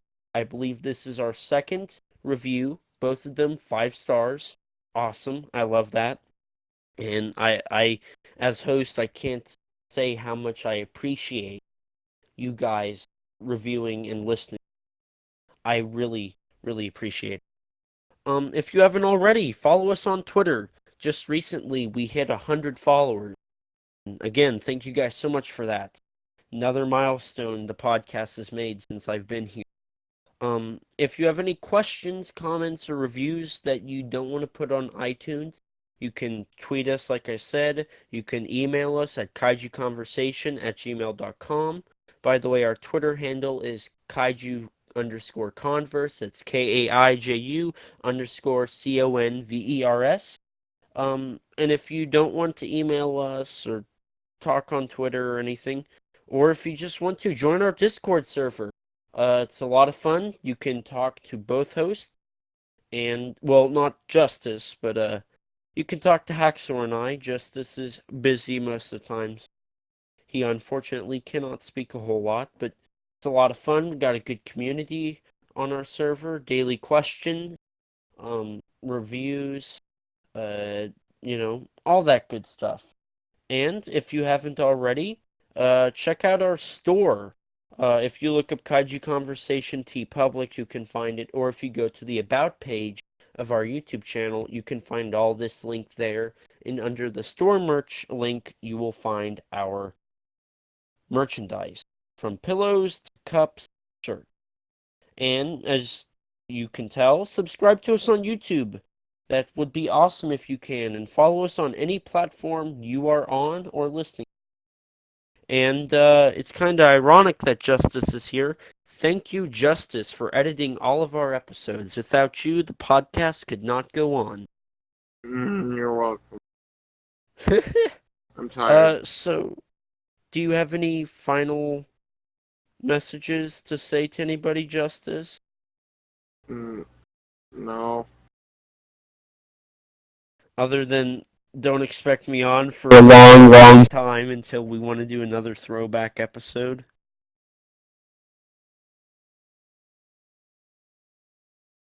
I guess. Thank you guys so much. Um, you can find I'm your host ET13 Productions. You can find me on YouTube as ET13 Productions. Justice, can we find you anywhere, or are you still good old Um, Justice? if you can think of a place, you put it. Let me just say that. Awesome. I don't know what that means, but that works. Um, I still haven't come up with an outro. But this has been a huge conversation for the week. In fact, a kaiju not horror crap. Um, I don't know what to say. You got a bonus to this episode too. You got the commentary. Yeah, you got a bonus. You got a commentary with this. So yeah, this has been a like 3-in-1 podcast, right? So thank you guys so much. We really appreciate it, and this has been your Kaiju Conversation for the week.